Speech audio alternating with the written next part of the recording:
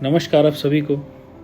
एक नया लेख आप सभी के बीच लाया हूँ। लेख का शीर्षक है नष्ट हुई चीज़ें। आपका थोड़ा सा ध्यान चाहता हूँ, सुनिएगा। शाम हो चुकी थी। सूरज की लालिमा घटती जा रही थी। आसमां हल्का लाल रंग का हो चला था और इधर उधर बिखरे रुईनुमा बादल एक तरफ से नारंगी से लग रहे थे। हवा भी शाम का ठहराव लिए आराम से बैठी थी और मानो सूर्य ढलने के सिवा सब कुछ स्थिर प्रतीत हो रहा था। मैं टहलने निकला हुआ था। मेरे घर से थोड़ी ही दूर एक पार्क है जहाँ मैं अक्सर टहलने जाता हूँ। चूँकि पार्क मेन रोड से काफ़ी अंदर है तो उसके चारों तरफ बनी सड़क अमूमन खाली ही रहती है। मैं ज़्यादातर उसी पर टहलता हूँ। पार्क के चारों ओर टहलते रहना और उसमें प्रवेश न करना भी एक अलग ही आनंद है, मानो आप उसे चिढ़ा रहे हों।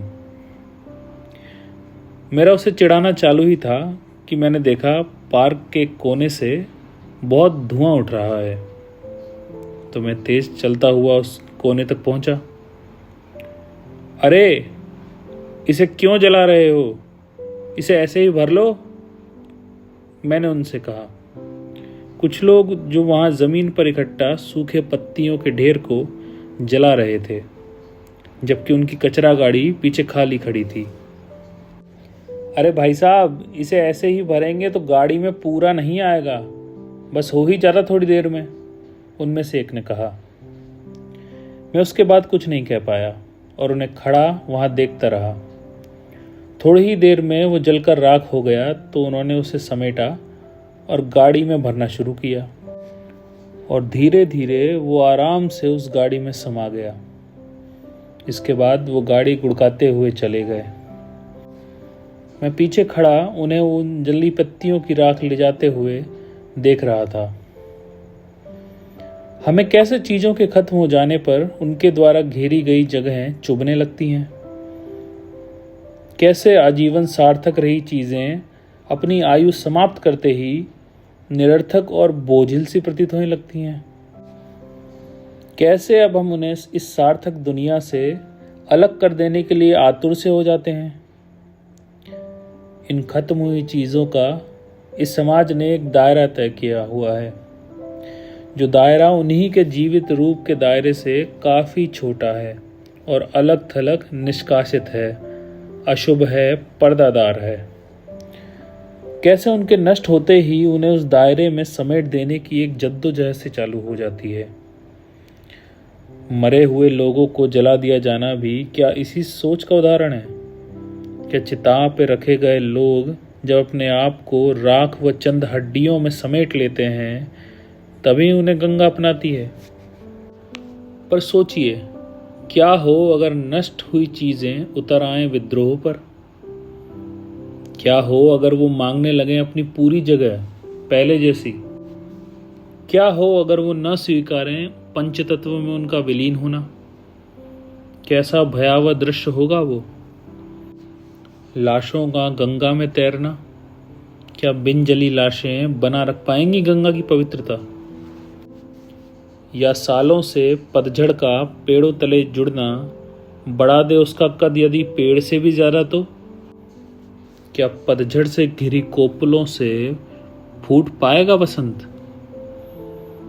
क्या हो अगर बच्चों के टूटे खिलौने नहीं छोड़ना चाहें बचपन? चाहें वो बैठे रहना शिशुओं के निकट ही, उसी अपने भग्न रूप में? क्या जन पाएगा बचपन उल्लास ऐसे में?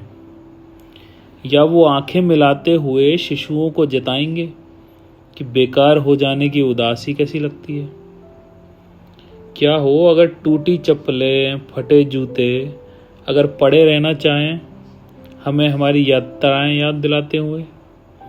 क्या हो अगर वो नहीं छोड़ना चाहें हमारे नए जूतों की बगल की जगह?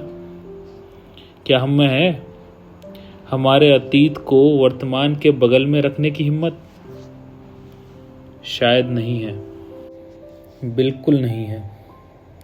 जब नष्ट हो चुका अतीत अपने मृत रूप में पड़ा हमें देख रहा होता है तो हम उससे आंखें नहीं मिला पाते।